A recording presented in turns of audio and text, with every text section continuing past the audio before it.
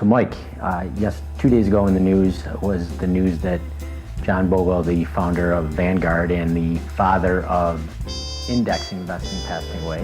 And it's always sad to see a titan of the industry pass away, but the timing may be kind of interesting because we have been in a period where index investing has been a huge fad. Sure.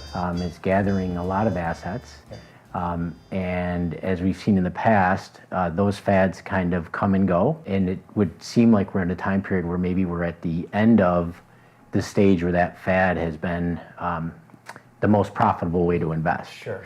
You know, what do you think on that? It's even hard to call it a fad. It's been a 30, 40 year trend, right, or more. And it's really influenced the way people invest. 1999, 2000, everything was indexed, just jump in the market and everything will be okay. It almost became a self-reinforcing machine where, I just have the index fund inside my pension and my paycheck, I do my work, my paycheck comes out automatically, I don't see it, it goes into my pension, it gets pumped into the Vanguard index fund, and most of it goes into, back in 1999, most of it goes into Cisco. Yeah, at 190 PE. At 190 times profit, which nobody's thinking, hey, this is kind of dangerous.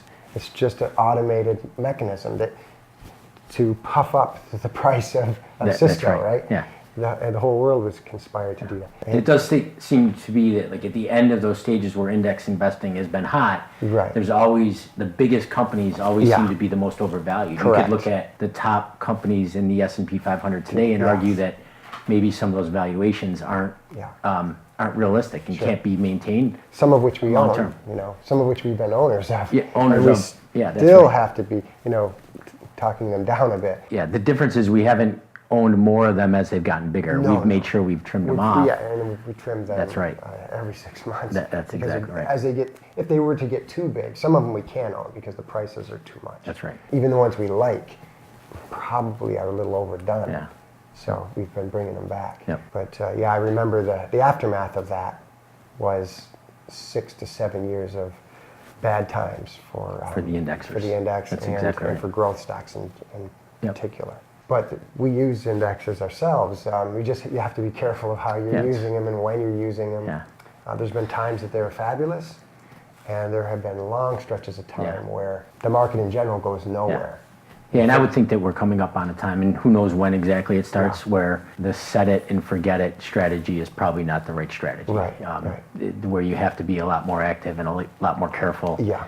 Certainly. I kind of get excited about it because whenever I see some unnatural occurrence happening, and people will ask me, well, what if this just keeps going and the big stocks just keep on going because they're attracting all the attention, and they're attracting attention because they're doing so well.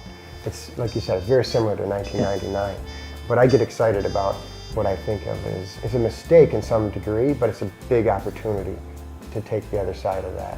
Yeah. That. Yeah.